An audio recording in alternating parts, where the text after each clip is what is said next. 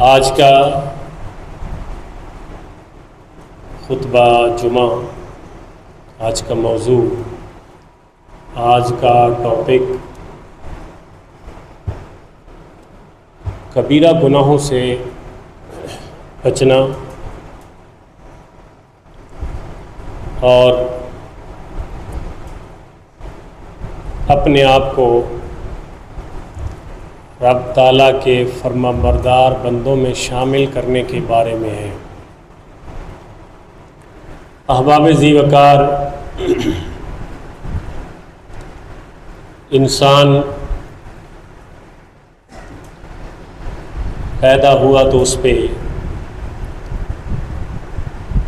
وقت بلوغت اللہ تعالیٰ نے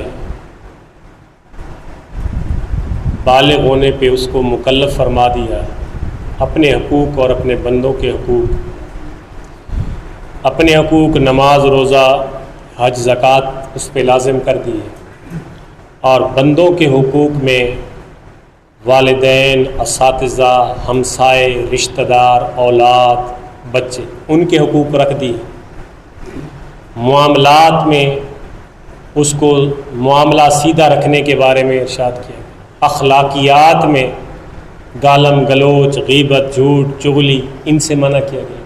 غرض ہے کہ جب انسان سیانہ ہوتا ہے، دانا ہوتا ہے، عقل مند ہوتا ہے، بالغ ہوتا ہے، تو پھر وہ یہ نہ سمجھے کہ میں ایک آزاد منش انسان ہوں، بلکہ اس کے لیے اللہ تعالیٰ نے ایک حد مقرر کر دی، ایک باؤنڈری رکھ دی۔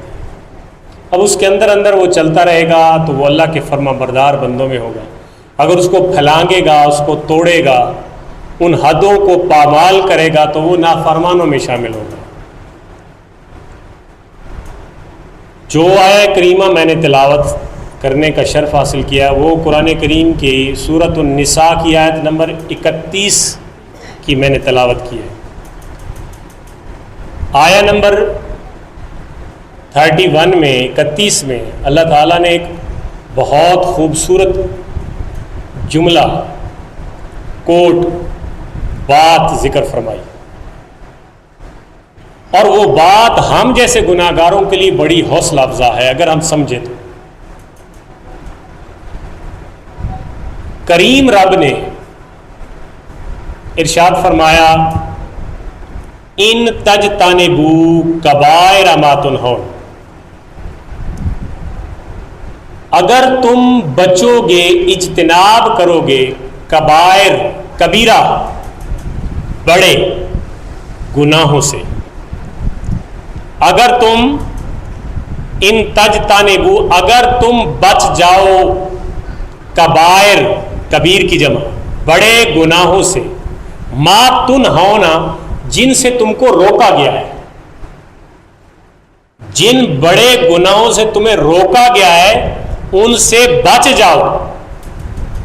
اگر کی شرط ہے، اگر تم بچ جاؤ تو جزا کیا ہے؟ اگر یہ کام کر لو کہ بڑے گناہوں سے بچ جاؤ، کبیرہ گناہوں سے بچ جاؤ۔ کبیرہ گناہ ہوتے کون سے؟ ایسے گناہ، ایسی نافرمانیاں، ایسے امور، ایسے ممنوع کام جن پہ اللہ اور اس کے رسول نے کوئی سزا وارد کی ہو، وہ کبیرہ گناہ ہے، قرآن میں، حدیث میں۔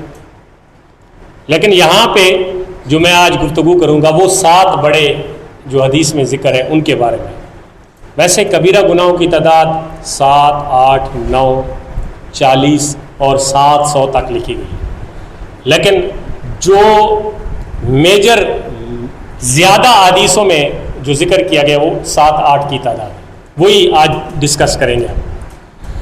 تو اللہ فرماتا ہے کہ اگر تم بڑے کبیرہ گناہوں سے بچ جاؤ گے تو پہلا اجر وَنُكَفِّرْ عَنْكُمْ سَيِّئَاتِكُمْ، تو جو تم چھوٹیاں چھوٹیاں غلطیاں کرتے ہو نا وہ ہم خود معاف کر دیں گے،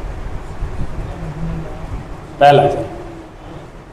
اچھا سمجھ نہیں آئی تمہیں کیونکہ تم اس چس میں ہی نہیں بیٹھے کہ سننے کے موڈ میں بیٹھے ہو۔ تم بڑے گناہوں سے بچنا شرط ہے، وہ تمہارا کام ہے بچنا، اور اللہ فرماتا ہے نکفر عنکم سیئاتکم، ہم پہلا بدلہ یہ دیں گے کہ تمہارے جو چھوٹے گناہ ہوں گے وہ ہم ختم کر دیں گے۔ اور دوسرا وَنُدْخِلُكُمْ مُدْخَلًا کریما، اور تمہیں عزت والی جگہ میں داخل کر دیں گے. 2 اجر ہے. کبیرہ گناہوں سے بچنے کے بعد 2 اجر کا وعدہ قرآن نے کیا ہے. سورۃ النساء کی آیت نمبر 31 میں نے پڑھ کے آپ کو سنائی. اللہ فرماتا ہے اگر میرے منع کردہ کاموں سے رک گئے، کبیرہ گناہوں سے بچ گئے، تو پہلا اجر یہ ہوگا کہ صغیرہ میں معاف کر دوں گا. جو آپ سے ویسے ہو جاتے ہیں پتہ ہی نہیں چلتا، اور کتنے ہوتے ہیں تو یہ تو کاؤنٹ لیس ہے، بے شمار ہے، لا تعداد ہے، پتہ ہی کوئی نہیں ہے کتنے. لیکن ایک حوصلہ ہے، بچ جاؤ بڑوں سے، چھوٹے معاف ہو جائیں گے. اور چھوٹے کیسے معاف ہوتے ہیں؟ یہاں تک کہ فرمایا گیا کہ ایک نماز پڑھو نا تو دوسرے نماز کی دوران تک جو ہوئے ہیں وہ دوسری نماز پڑھنے سے ختم ہو جاتے ہیں، اور دوسری تیسری نماز پڑھو گے جو دوسری اور تیسری کے درمیان ہوئے وہ ختم ہو جاتے ہیں. اسی طرح 5 نمازوں کا مسئلہ ہے، اور جمعے سے جمعے کا مسئلہ ہے کہ اگر ایک جمعے سے دوسرے جمعے تک جتنے صغائر تم سے ہوئے، چھوٹی موٹی غلطیاں ہوئی ہیں، وہ جمعہ پڑھنے سے تمہاری غلطی اللہ معاف کر دیتا ہے.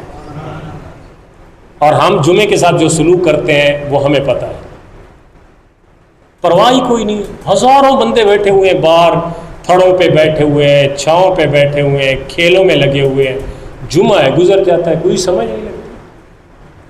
تو اتنے جتنے بندے آپ آ جاتے ہیں نا، یہ اتنے تو ایک گھر کے بندے ہوتے ہیں یہاں مسجد میں. یہ جمعے پہ اتنے بندے نہیں ہوتے آپ کی مسجد میں.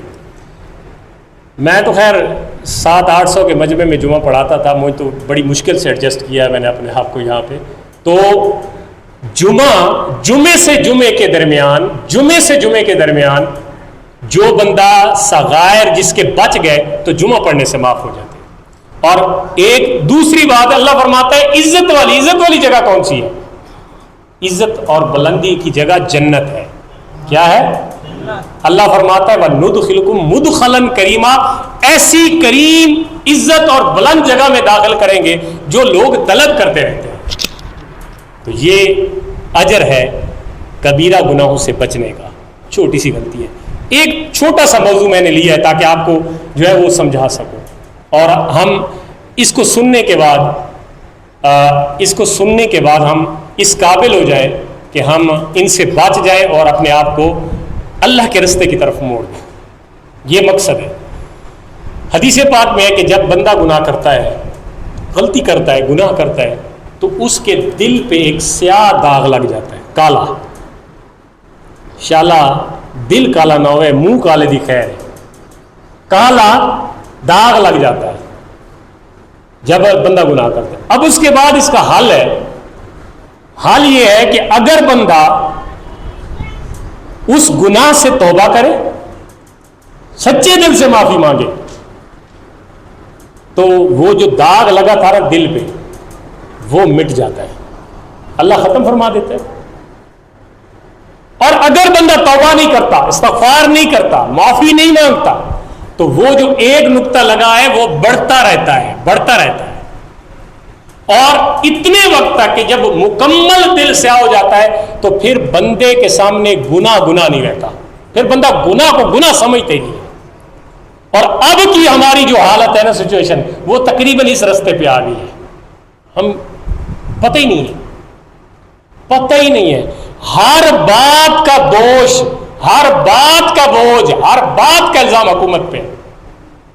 حکومت ایسی، بھائی حکومت نے آپ کو کہا ہے کہ جی ڈیزل میں ایرانی تیل ملائیں، یہ حکومت نے آپ کو کہا ہے. حکومت نے آپ کو کہا ہے کہ خالص دودھ میں پانی ڈالیں، حکومت نے آپ کو کہا ہے. حکومت آپ کو کہتی ہے کہ شہد میں آپ شیرہ ملا لیں، حکومت آپ کو کہتی ہے. حکومت آپ کو کہتی ہے کہ پترے کا کاروبار کرتے تو بیچ میں مٹی بھی ڈالے اور پانی بھی ڈالے، یہ حکومت آپ کو کہتی ہے. مطلب یہ ہے کہ جب ہم خود بےایمانی پہ اتر آئے اور ہمارا دل اتنا کالا ہو چکا ہے کہ وہ بوجھ، وہ گناہ ہی نہیں محسوس ہوتا، تو پھر کیا کرے حکومت؟ سارا کام تو حکومت ہے، سارا الزام دے رہے ہیں نا. کبھی یہ سوچا ہے کہ ہم جو کر رہے ہیں وہ کیا کر رہے ہیں؟ کوئی ہمیں اس بات کی طرف لگا رہا ہے، کوئی ہمیں اس کام کی طرف لگا رہا ہے. یہ کسی بندے کو دیکھ کے نہیں، میں معاشرے کی بات کر رہا ہوں. باہر نکلے، اگر میں جھوٹ بول رہا ہوں تو بتائیں آپ.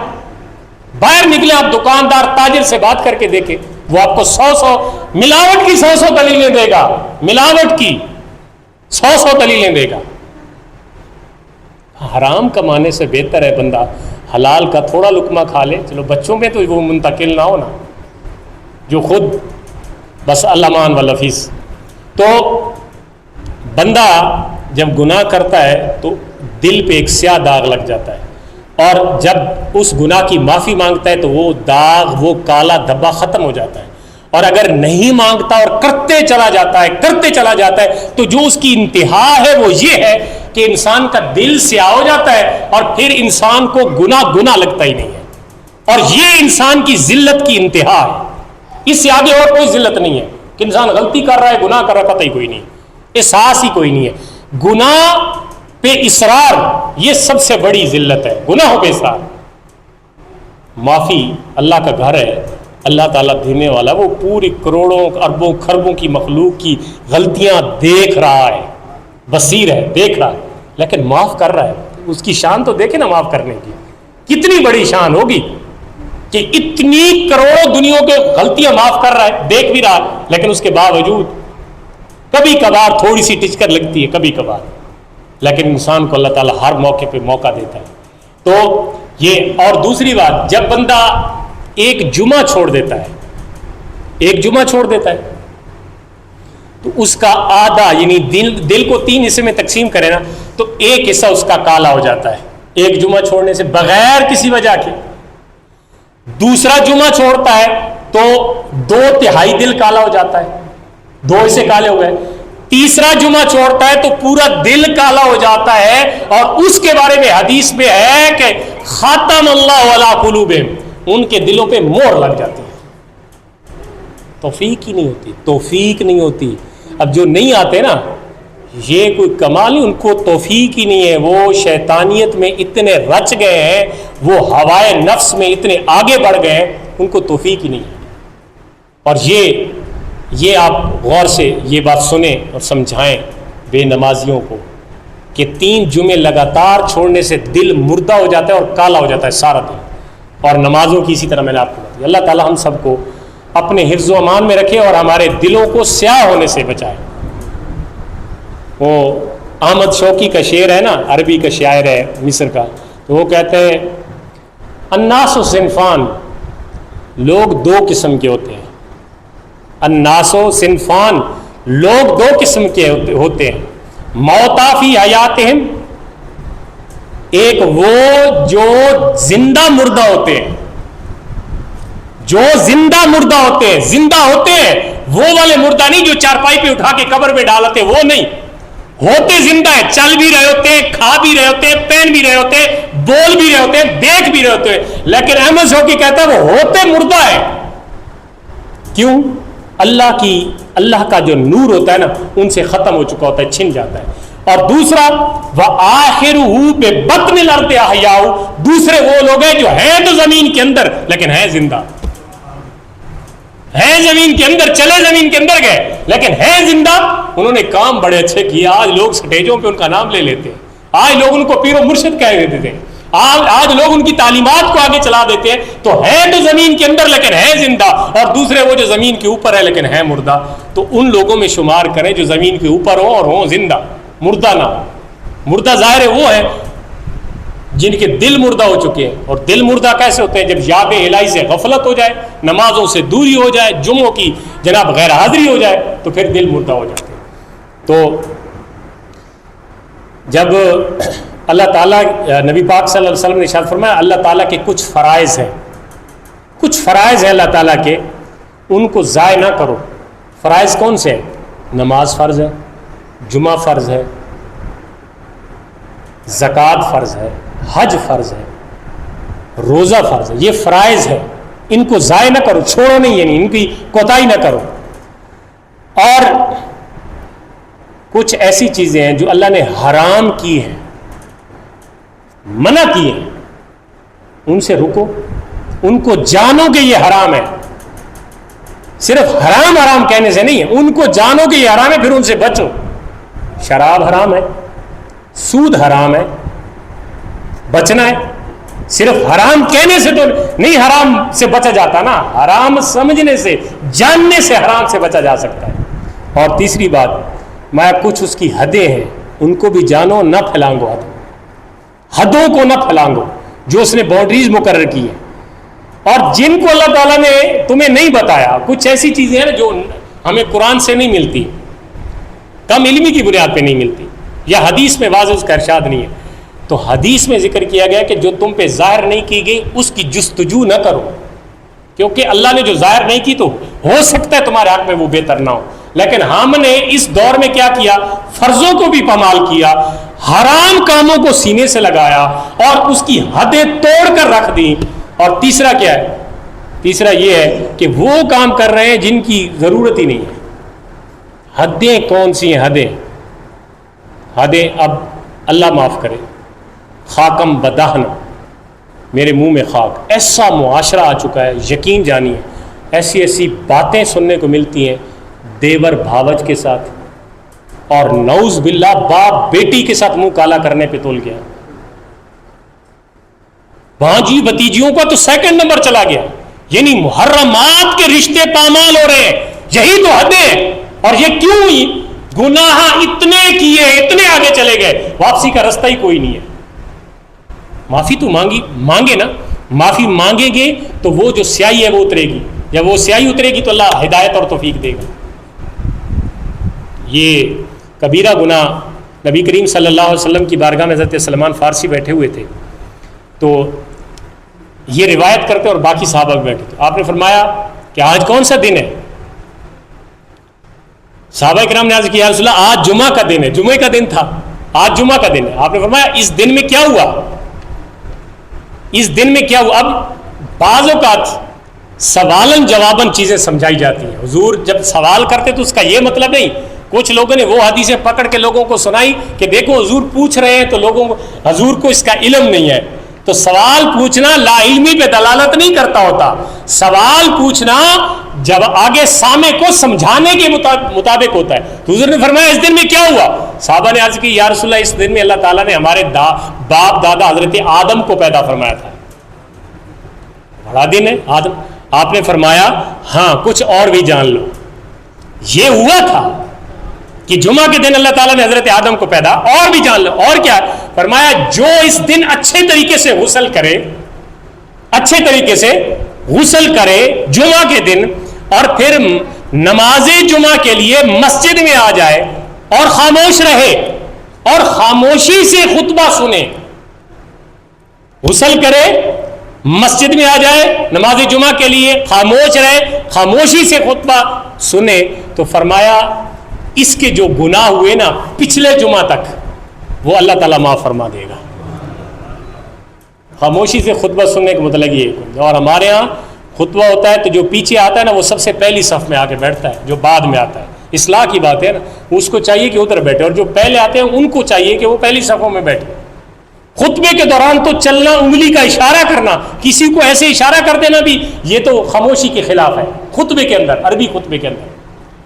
تو یہ ان چیزوں کا خیال رکھیں۔ ہم جو بار بار آپ کو یہ بتاتے ہیں یا پیٹتے ہیں تو ان کو کچھ پلے بھی باندھ لیا کرو کہ استاد نے کوئی یہ بات بتائی تھی، کہ جو بعد میں آتا ہے اس کو بعد میں جگہ ملے، جو پہلے آتا ہے اس کو پہلے جگہ ملے۔ تو فرمایا کہ یہ جمعہ کے دن یہ بھی برکت شامل ہو گئی، غسل کر کے مسجد میں نماز کے لیے آئے اور آ کے خطبہ سنے، خاموشی سے بیٹھے، تو اللہ تعالیٰ گناہ معاف کر دیتا ہے۔ اب جو سرے سے آتا ہی نہیں ہے جمعے پہ، گناہوں کی بخشش تو بعد کی، جمعے بھی نہیں آتا سرے سے، تو اس نے گناہ کیسے بخشوانے؟ جس کے کان پہ جو ہی نہیں دکھتی، اذان ہوتی ہے، تقریریں ہوتی ہیں، مطلب جماعت کی آواز بھی جاتی ہے گھروں میں، لیکن اس کے باوجود بھی نہیں ہے۔ دوسری حدیث سنیں، حضور علیہ الصلوۃ والسلام خطبہ ارشاد فرما رہے تھے، حدیث پاک ہے، خطبہ ارشاد فرما رہے، ابن جریر روایت کرتے ہیں، آپ نے فرمایا قسم ہے ذات کی جس کے قبضہ قدرت میں میری جان ہے۔ اب جو بات حضور اس طرح فرماتے ہیں ان کی اہمیت، امپورٹنس اور زیادہ بڑھ جاتی ہے۔ فرمایا قسم ہے ذات کی جس کے قبضہ قدرت میں محمد صلی اللہ علیہ وسلم کی جان ہے۔ یہ آپ نے ایک مرتبہ نہیں فرمایا، 3 مرتبہ فرمایا، 3 مرتبہ یہ فرمایا قسم ذات کی، 3 دفعہ قسم اٹھائی، اور صحابہ کہتے ہیں کہ ہم نے سروں کو نیچا کر لیا۔ اب جب ایسی صورتحال ہوتی تھی نا تو صحابہ بعضوں کا دہل جاتے تھے کہ کوئی سخت حکم نازل ہو گیا، سروں کو نیچا کر لیا، اور ہم سب کے سب رونے لگے، اور ہم یہ خواہش کرنے لگے کہ کاش حضور چپ کر جائیں۔ یعنی جب اس طرح کی گفتگو ہوتی ہے تو ظاہر ہے اللہ نہ کرے کسی عذاب کا پیش خیمہ بھی ہو سکتی ہے غلطیوں کی وجہ سے. تو ہم نے تھوڑی دیر بعد آپ بھی خاموش ہو گئے, حضور بھی خاموش ہو گئے, صحابہ کرام پہلے سے خاموش تھے سر نیچے, اور صحابہ کے سروں کی صورتحال بخاری شریف کی حدیث ہے جب حضور ارشاد فرماتے ہیں نا, خطبہ ارشاد فرما رہے تھے یا تعلیم دے رہے ہوتے تو صحابہ کرام اپنے سروں کو ایسے رکھے ہوئے ہوتے تھے جیسے ان کے سروں کے اوپر پرندے بیٹھے ہوئے ہیں. کیا مطلب ہے؟ ایسے کریں گے تو پرندے اڑ جائیں گے, اتنی انہماک سے وہ گفتگو سنتے تھے. اس طرح گفتگو حضور جب گفتگو فرمایا کرتے تھے تو حضور نے ایسے چہرہ آسمان کی طرف اٹھایا, ایسے آسمان کی طرف اٹھایا تو چہرہ کھل اٹھا. سبحان اللہ. پہلے جو تھوڑے سے سختی کے آثار تھے نا, یہ صحابہ رو رہے تھے کہ حضور کاش یہ جو قسمیں پہ قسمیں اٹھائی جا رہے حضور خاموش ہو جائے, تو اب چہرہ حشاش بشاش ہوا. حضور اس قدر خوش ہوئے کہ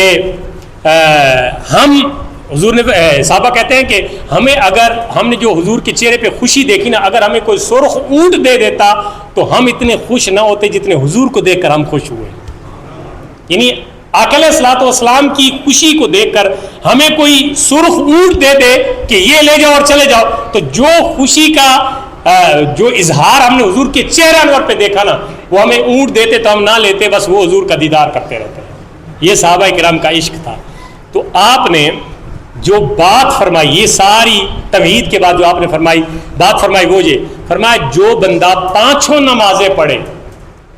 نمازیں پڑھے, رمضان کے روزے رکھے, زکوٰۃ ادا کرے اور 7 کبیرہ گناہوں سے بچ جائے. یہ اب حضور یہ سارے معاملے کے بعد یہ ارشاد فرما رہے ہیں کہ جو 5 نمازیں پڑھے, روزے رکھے رمضان کے اور زکوٰۃ ادا کرے اور 7 کبیرہ گناہوں سے بچ جائے, تو اللہ تعالیٰ کے محبوب نے فرمایا قیامت کے دن وہ جنت کے جس دروازے سے چاہے جنت میں داخل ہو جائے گا. جس دروازے سے چاہے, یعنی اختیار ہوگا نا. اختیار کیوں ہوگا؟ یہ باتیں وہ مکمل کر لیں. اب وہی 7 گناہ اصل میں نے گنوانے تھے تاکہ ہم اس طرف نہ جائیں, اور اپنی زندگیوں میں اگر پہلے ہیں تو ان کو ختم کریں. تو ان 7 گناہوں میں 7 کبیرہ گناہوں جو ہلاک کرنے والے حدیث میں ہے, جو ہلاک کرنے والوں میں پہلا گناہ شرک ہے. پہلا گناہ کیا ہے؟ شرک ہے. اللہ کے ساتھ یا اللہ جیسا کسی کو سمجھنا, ماننا اور اللہ جیسا سمجھ کے پکارنا, یہ سارے شرکی عقائد ہیں, نظریات. عیسائی شرک کیسا کرتے ہیں؟ وہ کہتے ہیں بی بی مریم اور حضرت عیسیٰ مل کے اور تیسرا خدا یہ دنیا کا نظام چلا رہے ہیں. یہودی کیا کہتے ہیں؟ وہ کہتے ہیں حضرت عزیر اللہ کے بیٹے. یہ شرک ہے. حضرت عیسیٰ کے جو ماننے, جو عقیدہ تثلیث کے قائل ہے, قرآن کہتا ہے وہ 3 خداؤں کو مانتے ہیں. بی بی مریم, پاک مریم اور حضرت عیسیٰ اور خدا, وہ تینوں کو خدا مانتے ہیں. وہ کہتے ہیں ایک کے ہوتے ہوئے نظام نہیں چل سکتا, شرک ہے. حضرت عزیر کو اللہ کا بیٹا قرار دینا نہ شرک ہے. پھر جھوٹے خداؤں کو معبود بنا لینا, ان کی عبادت کرنا, جیسے لات و منات و حبل بت مشرکین مکہ نے بنا لیے تھے, یہ شرک ہے. تو شرک ایسا گناہ ہے, قرآن کہتا ہے کہ اللہ تعالیٰ ہر گناہ کو بخش دے گا. وہ قادر بھی ہے, بخش سکتا بھی ہے, بخش بھی دے گا, لیکن اللہ تعالیٰ شرک کبھی معاف نہیں فرمائے گا. اس لیے یہ بہت بڑا گناہ ہے, اس سے بچا جائے. اللہ کی صفات میں کسی کو اللہ جیسا نہ سمجھیں. اللہ کی ذات میں اس کے کوئی برابر کا نہیں ہے. وہ وحدہ لا شریک ہے. اس کی جتنی سمیع و بصیر و علیم, حکیم و رؤوف و رحیم, جتنی اس کی صفتیں ہیں, وہ اپنی تمام صفتوں میں یکتا ہے. اس جیسا کوئی نہیں بن سکتا. مخلوقات میں چاہے وہ فرشتے ہوں, وہ نبی ہوں, وہ ولی ہوں, چاہے جون سے بھی مخلوق ہو, اس کے برابر کوئی نہیں جا سکتا. یہی خالص توحید کا نظریہ ہے, اور اسی پہ کاربند رہنا چاہیے ہر مسلمان کو. شرک کا کبھی انشاءاللہ ہم رکھیں گے موضوع, جس میں خالصتاً یہ کہ شرک کیا کیا ہو سکتا ہے اس کے بارے میں بتاؤں گا. دوسری فرمایا جس کا قتل حرام ہو اس کو قتل کرنا یہ گناہ کبیرہ ہے. قتل حرام ہو سے کیا مراد ہے؟ ہر کسی کو قتل کرنا حرام ہے, غلط. اس کا مقصد یہ ہے کہ قصاص میں اگر قتل نہ کیا جائے, یعنی کوئی پہلے وہ قتل کیا گیا ہو اور اس کے بدلے میں اگر قتل کیا جائے تو پھر یہ گناہ کبیرہ نہیں ہوگا, کیونکہ یہ تو قرآنی حکم ہے, قصاص ہے. اس کے علاوہ اگر کسی کو مار دیا بغیر کسی وجہ کے, گناہ کے قتل کر دیا, تو فرمایا یہ کبیرہ گناہ ہے, یہ اللہ تعالیٰ معاف نہیں فرمائے گا جب تک کہ اس کی دیت وغیرہ اور قصاص وغیرہ نہ ہو. اور تیسرا جو عام ہمارے معاشرے میں جادو کرنا گناہ کبیرہ ہے. جادو کرنا کیا ہے؟ گناہ کبیرہ ہے. یہ آپ حالات دیکھ لیں ہمارے معاشرے کے, کچھ بھی ہو جادو پہ پہلے, عورتوں میں زیادہ ہے, مردوں میں بھی آ گیا, تو چل پڑتے ہیں جی جادو والوں کے پاس. تو جو جادو کے متعلق یہ بھی آتا ہے روایت میں کہ جادو کرنے والا اور جادو کروانے والا دونوں کافر ہو جاتے ہیں. الامان والا فیس, یعنی اتنی سخت. اور پھر کہ جو جادو کر رہا ہے وہ تو گناہ گار ہے, جو کروا رہا ہے وہ کیا کم ہے گناہ میں, وہ بھی برابر کا شریک ہے. اب ہماری دشمنیاں, برادریاں, ہمارے جو شریکے ہیں, ہم اس کو کچھ نہیں بگاڑ سکتے, اس کا تو جادو پہ چل پڑتے ہیں. بھائی رزق کی تقسیم اللہ کے ہاتھ میں ہے, ہمارے ہاتھ میں تو نہیں ہے. نہ شریکے کے پاس ہے, نہ رشتہ داروں کے پاس ہے, نہ برادری کے پاس ہے. رزق کی تقسیم اللہ کی ہے, وہ جس کو جتنا دے. اگر آپ اس کا رزق روکنا چاہیں گے تو آپ کون ہو سکتے ہیں روکنے والے؟ جتنا آپ روکیں گے, آپ اپنی بدعمالیوں کی وجہ سے گناہوں کا آپ ڈھیر اکٹھا کر رہے ہیں, اس کو تو کچھ نہیں ہو رہا, اور پھر اللہ کے ساتھ مقابلہ کر رہے ہیں. مقابلہ کیا ہوتا ہے؟ ایک بندے کو اللہ رزق دے رہا ہے, وہ اپنی مرضی سے دے رہا ہے جتنا دے رہا ہے, اور میں کھڑا ہو جاؤں نہیں اتنا میں نہیں لینا ہے, تو پھر اللہ کے ساتھ مقابلہ ہے نا, بندے کے ساتھ تو مقابلہ نہیں ہے. اللہ تعالیٰ کا در کھلا ہے, وہ کہتا ہے تو مانگ آ کے, تو لے مجھ سے مانگ, اپنا نصیب تجھے ملے گا, مانگنے سے بھی ملے گا. تو وہ در تو ہم نے چھوڑ دیا کہ مانگ لے اللہ سے. مانگنا اللہ سے ہے, دینا اللہ نے ہے, بندوں نے نہیں دینا. اس لیے تیسرا یہ گناہ جادو کا. چوتھا گناہ سود کھانا. سود گناہ کبیرہ ہے. سود کی مختلف شکلیں ہیں, اور جو علل اعلان سود ہے, حدیث پاک میں 6 چیزوں میں سود ہے. ذهب بالذهب, سونے کے بدلے سونا, والفضہ بالفضہ, چاندی کے بدلے چاندی, والحنطہ بالحنطہ, گندم کے بدلے گندم, نمک کے بدلے نمک, کھجور کے بدلے کھجور. یہ جو ہے نا, یعنی وعدے سے دینا لینا, برابر برابر نہیں, وعدے سے دینا لینا سود ہے. ان چیزوں کا ذکر ہے. اب اس پہ پھر کیلی موزونی آگے وضاحت ہے, اس طرف نہیں جانا چاہتا میں. ہمارے دور میں زیادہ چونکہ کرنسی ہے, اور کرنسی کی صورت میں لوگ سود دیتے لیتے ہیں, تو یہ بھی وہ سیم اسی طرح ہو جائے گا. اس کو سمن میں کنورٹ کر کے آپ اس پہ بھی سود کا حکم لگایا جائے گا. لیکن اس کو میں مزید وضاحت کے ساتھ انشاءاللہ سود کے موضوع میں کسی ٹائم پیش کروں گا, اور امید ہے کہ جلدی سود کے متعلق ہم بیان سنیں گے. اور اگلا, یتیم کا مال کھانا گناہ کبیرہ ہے. یتیم کا مال کھانا گناہ کبیرہ. وہ یتیم نہیں ہے صرف کہ جس کے پاس ہے کچھ نہیں. آپ کا بھائی فوت ہو جاتا ہے, اس کی اولاد یتیم ہے, آپ اس کا مال غبن کر جاتے ہیں. آپ کی بہن فوت ہو جاتی ہے, اس کے بچے آپ کے زیر کفالت ہے, آپ ان کا مال غبن کر کے بیٹھے, وہ یتیم ہے, وہ بھی حرام ہے. اور جو یتیم نہیں ہے لیکن پھر بھی آپ غاصب بن کے بیٹھ گئے, آپ کی بیٹیوں کا حق ہے, آپ کی بہنوں کا حق ہے, وہ آپ نے غصب کر لیا ہے, وہ کس کھاتے میں جائے گا؟ کوئی اللہ سے آپ نے بخشوا لیا ہے, زبردستی آپ گن کوئے پہ بخشوانا چاہتے ہیں بہنوں سے بیٹیوں سے, وہ تو اللہ جانے. لیکن جو بخشواتے نہیں ہیں, ویسے بخشوانا تو یہ تو ایک عجیب سی رسم ہے نا, لیکن جو اس کے باوجود بھی کھا رہے ہیں ان کا کیا بنے گا؟ یتیم کا مال کھانا اس طرح حدیث پاک میں مشابہت دی گئی ہے, جس طرح کوئی بندہ روٹی کھاتا ہے نا تو نوالا اندر جاتا ہے, لقمہ, فرمایا اسی طرح وہ ایسا اٹھا کے, وہ انگارہ اٹھا کے اپنے اندر ڈال رہا ہے.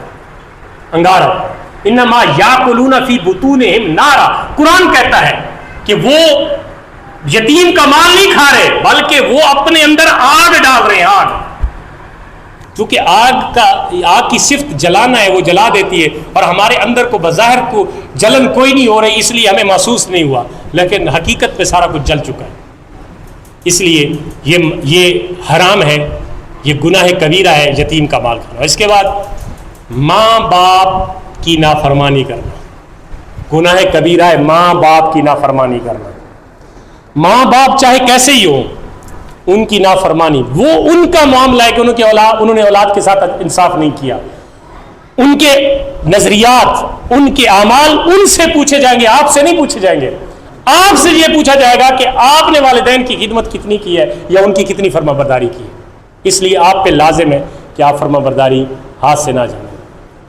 یہ گناہ کبیرہ تھے جو حدیث پاک میں گنوائے گئے.